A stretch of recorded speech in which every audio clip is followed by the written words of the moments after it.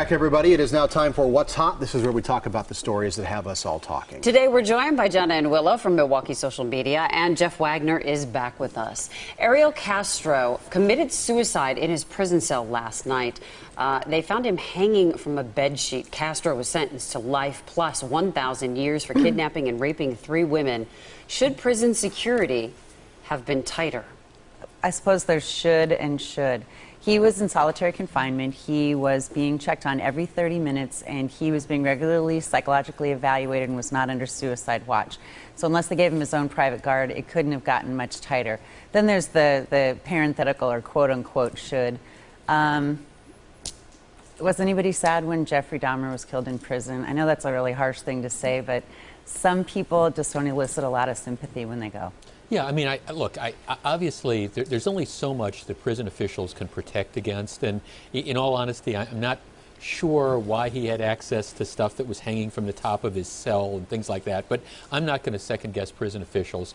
Maybe this makes me a horrible person, but you know, I heard this news. I know what this monster did, and in all honesty, I'm not going to lose any sleep over it. I have trouble believing that the world is a worse place today because he's not, for the next 30 years, going to be receiving, you know, taxpayer paid for 3 meals a day and exercise and things like that. Not sorry to see him go. Well, one of his attorneys did do an interview today and spoke to the fact that, you know, they're going to get to the bottom of this, and the prison needs to answer to this. And is that necessary? I mean, obviously there's a standard investigation, but this is what the attorney is calling for. Well, the problem is there's only so much you can do when somebody's intent on taking their own life. And John Ann is right. He wasn't on a suicide watch, so they didn't necessarily have evidence that he was intending to do this. So there's only so much you can do. You can't have a guard sitting there 24/7. And if he didn't do it yesterday, under that kind of a guarded situation, it would have happened as soon as he got into his bunk in the general population. And if he's intent on doing it,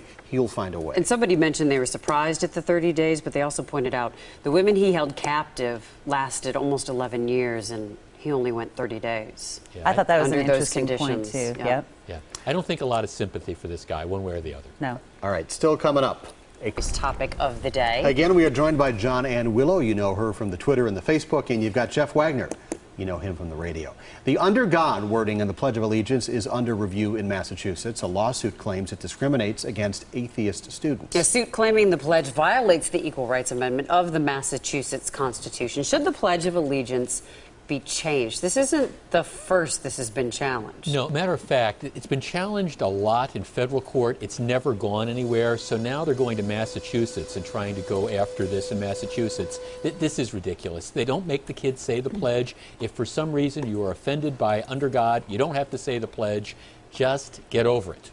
And it kind of goes back to that ultra political correctness that is that's all around us, and I have mixed feelings about its existence at all. It's gone too far.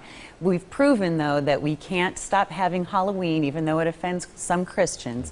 We can't stop having Easter, even though it offends some atheists, because these are our national traditions. People take part in these holidays even when they don't have these specific belief sets. If you don't want to say the pledge, don't say the pledge. If we sterilize everything so that it is okay for everyone, it will be okay for no one. I think we all have to exist together. There has to be some median ground. So obviously you can't force people to say it, but if you don't believe in it, then abstain from it. If you don't believe in Halloween, don't celebrate it. But you can't take things away from other people at the same time. Exactly. It's the tyranny of the minority. You guys are absolutely right. Wow, we're all in agreement. All right. That was short. Round time, I know. Christmas. Kind of coming up, sort of. But kind of. It's out there. Stores are already getting in the spirit. That is a Christmas store getting ready to open, Brookfield Square Mall. Picture sent to us through iContribute. How soon is too soon for Christmas? This is too soon for Christmas. Yeah, this is definitely too soon. This gives me anxiety. I get a little anxiety when I see this. I was in a Nordstrom late November last year, pre-Thanksgiving, and they had the signs up in Nordstrom saying, "We choose to celebrate one holiday at a time," which is why we're going to wait until the day after Thanksgiving to get our decorations Well, up. you know, it's funny we're that. talking about this because over the weekend, a Halloween experience store opened up by Bayshore.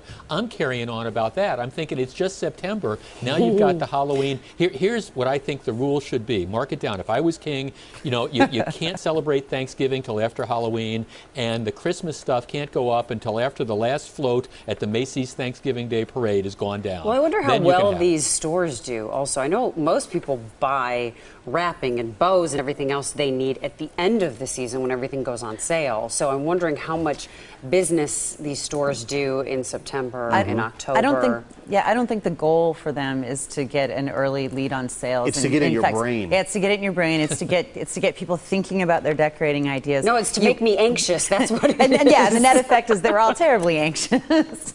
But I mean, that's the point. It's all marketing. That's the goal.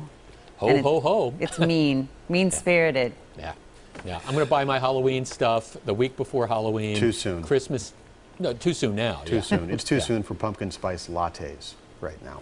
The What's Hot discussion will continue online. Find that page, tmj4.com/hot. Coming up.